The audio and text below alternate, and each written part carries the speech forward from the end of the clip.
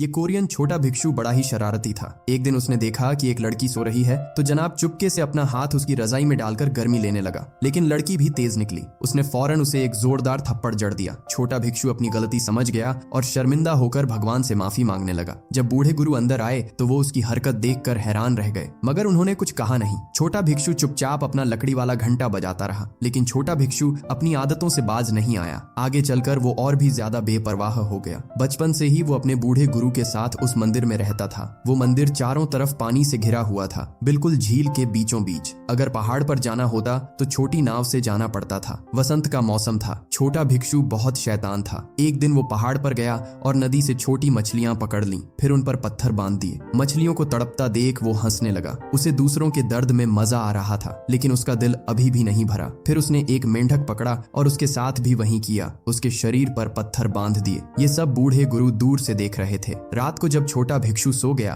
तो गुरु ने चुपके से एक बड़ा पत्थर उसके शरीर से बांध दिया। सुबह जब उसकी आंख खुली तो वो भारी पत्थर देखकर घबरा गया। उसे चलना मुश्किल लग रहा था, मगर उसे उन बेचारे जानवरों का दर्द याद नहीं आया। उसने गुरु से पत्थर खोलने की गुजारिश की। तब गुरु ने पूछा, क्या तुमने भी उन जानवरों के साथ ऐसा ही नहीं किया था? छोटे भिक्षु ने सिर झुकाकर अपनी गलती मान ली। गुरु ने कहा कि पहले उन जानवरों के शरीर से पत्थर हटाओ, फिर मैं तुम्हारा पत्थर खोलूंगा। उन्होंने ये भी कहा, अगर उन मासूम जानवरों की जान चली गई तो ये पत्थर हमेशा तुम्हारे दिल पर बोझ बनकर रहेगा। छोटा भिक्षु भारी पत्थर उठाए मुश्किल से पहाड़ तक पहुंचा। वहां उसने देखा कि छोटी मछली और सांप मर चुके थे। ये देखकर वो फूट फूट कर रोने लगा। उसी दिन उसे अपने गुरु की सीख समझ आई और जिंदगी की कीमत का एहसास हुआ। धीरे धीरे वक्त गुजरा और छोटा भिक्षु जवान होने लगा। अब मौसम था गर्मियों का और उसके अंदर जज्बात और ख्वाहिशें जागने लगी थीं। इसी दौरान मंदिर में एक औरत अपनी बेटी के साथ रहने आई और छोटा भिक्षु उस लड़की की तरफ खींचता चला गया। ये पहली बार था जब छोटे भिक्षु का किसी लड़की से सामना हुआ था। उसके दिल में अजीब सी हलचल होने लगी। लड़की बीमार थी, इसलिए उसे मंदिर में आराम करने के लिए रखा गया था। बूढ़े गुरु ने उसकी माँ को वापस भेज दिया। एक दिन लड़की झील में मछलियां पकड़ रही थी। छोटा भिक्षु उसे देखने में इतना खो गया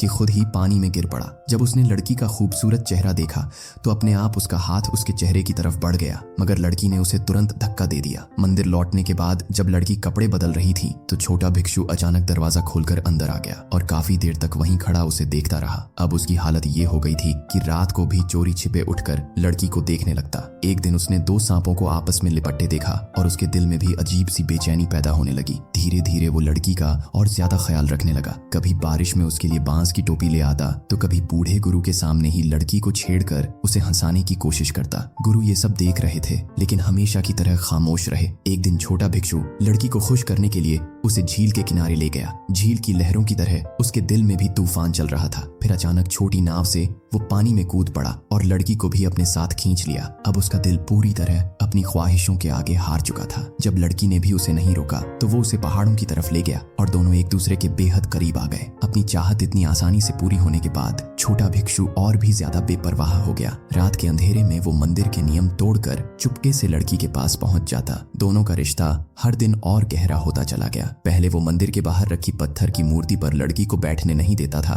क्योंकि उसे डर था कि गुरु नाराज होंगे, लेकिन अब वही मूर्ति साफ करके खुद लड़की को वहां बैठाता था। रात के समय दोनों झील किनारे खुलकर वक्त बिताने लगे। अगले दिन बूढ़े गुरु ने अपने शिष्य की टूटी हुई मर्यादा देख ली। उन्होंने नाव में पानी भर दिया। जब पानी धीरे धीरे ऊपर आने लगा तब जाकर दोनों की आंख खुली। हैरानी की बात यह थी कि लड़की की बीमारी भी अब ठीक हो चुकी थी। शायद दिल और जिस्म के मिलन ने उसे सुकून दे दिया था। आखिरकार बूढ़े गुरु ने लड़की को वहां से विदा कर दिया। छोटा भिक्षु टूट सा गया। अब उसका मन मंदिर में नहीं लग रहा था। अपने वचन तोड़ चुके उस युवक ने मंदिर में रखी भगवान की छोटी मूर्ति उठाई, उसे अपने बैग में रखा और चुपचाप मंदिर छोड़कर चला गया। दुनिया की हर चाहत और हर लालच इंसान को बहका देती है। पता ही नहीं चला कब वक्त गुजर गया और अब मौसम था पतझड़ का। एक दिन बूढ़े गुरु अखबार पढ़ रहे थे, तभी उनकी नजर एक खबर पर पड़ी। 30 साल का आदमी अपनी बीवी का कत्ल करके फरार। तस्वीर देखते ही वो समझ गए ये कोई और नहीं, उनका वही पुराना शिष्य था। गुरु के दिल को जैसे पहले ही अंदाजा हो गया था। वो तुरंत पुराने फटे हुए साधु वाले कपड़े निकालकर सिलने लगे और सच में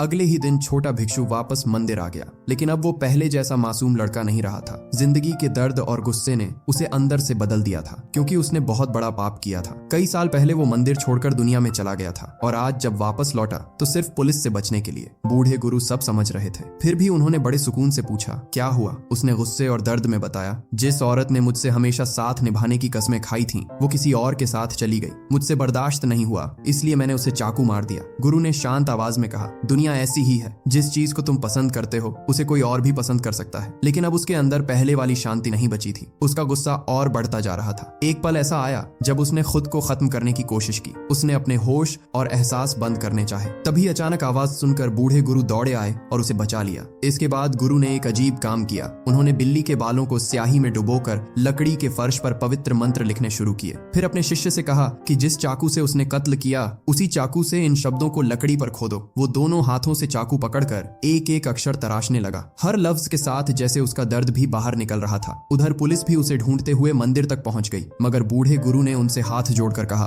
बस इसे ये काम पूरा करने दीजिए, फिर आप इसे ले जाइए। सुबह से लेकर रात हो गई और आखिरकार उसने पूरी आयतें लकड़ी पर उकेर दी। वो इतना थक चुका था कि वहीं गिरकर सो गया। लेकिन जब उसकी आंख खुली तो उसने देखा कि जमीन पर खुदे हुए सारे पवित्र शब्द रंगों से भर चुके थे। धीरे धीरे उसके दिल को जैसे फिर से सुकून मिलने लगा। पतझड़ का मौसम अपने साथ कर्मों का हिसाब लेकर आया था। जब पुलिस उसे ले जाने लगी तो शुरुआत में नाव पानी पर आगे ही नहीं बढ़ी, लेकिन जैसे ही छोटे भिक्षु ने पीछे मुड़कर देखा, बूढ़े गुरु ने उसे हल्का सा हाथ हिलाकर विदा किया। तभी नाव चल पड़ी। फिर मंदिर का दरवाजा अपने आप बंद हो गया और नाव धीरे धीरे वापस किनारे की तरफ बहने लगी। ऐसा लग रहा था जैसे पूरा माहौल किसी आध्यात्मिक दुनिया में बदल गया हो। शिष्य के जाने के बाद बूढ़े गुरु अकेले नाव में बैठे। उन्होंने आग जलाई, फिर अपनी आंख, कान और मुंह बंद कर लिए और खुद को उसी आग के हवाले कर दिया। अब सर्दियों का मौसम आ चुका था। सज्जा पूरी होने के बाद छोटा भिक्षु वापस मंदिर लौटा। झील पूरी तरह बर्फ से जम चुकी थी। चारों तरफ सिर्फ सफेदी ही सफेदी थी। जब वो मंदिर के अंदर गया तो वहां बूढ़े गुरु कहीं दिखाई नहीं दिए। पूरा मंदिर खाली था। बस एक सांप गुरु के करीने से रखे कपड़ों पर लिपटा हुआ था। फिर उसकी नजर झील में डूबी हुई नाव पर पड़ी और वो समझ गया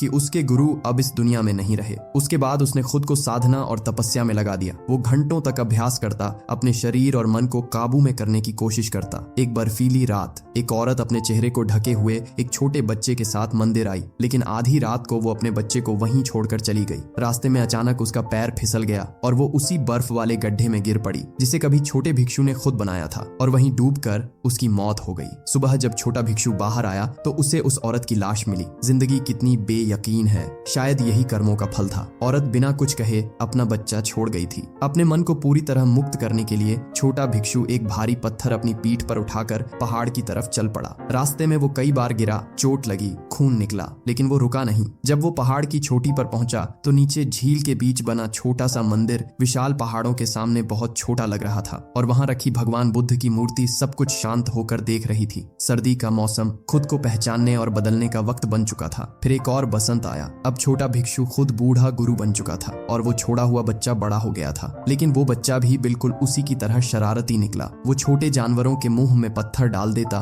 और उन्हें तड़पते हुए देखता। यहीं से कहानी फिर उसी मोड़ पर लौट आती है। ये सिर्फ 4 मौसमों की कहानी नहीं थी, बल्कि इंसानी जिंदगी और कर्मों के अंतहीन चक्र की कहानी थी। जिंदगी बार बार घूमती है। जन्म, बुढ़ापा, बीमारी, मौत, मोहब्बत, जुदाई, नफरत और अधूरी ख्वाहिशें। हर इंसान अपनी जिंदगी में इन 4 मौसमों से गुजरता है। तो दोस्तों, आज की कहानी यहीं खत्म होती है। अगर आपको ये कहानी और इसका गहरा मतलब पसंद आया हो तो वीडियो को लाइक जरूर करें, और ऐसे ही दिल छू लेने वाले मूवी रिकैप्स वीडियो देखने के लिए हमारे चैनल को सब्सक्राइब कर लीजिए। साथ ही कमेंट करके बताइए, अगर आप उस छोटे भिक्षु की जगह होते तो क्या अपनी ख्वाहिशों पर काबू कर पाते।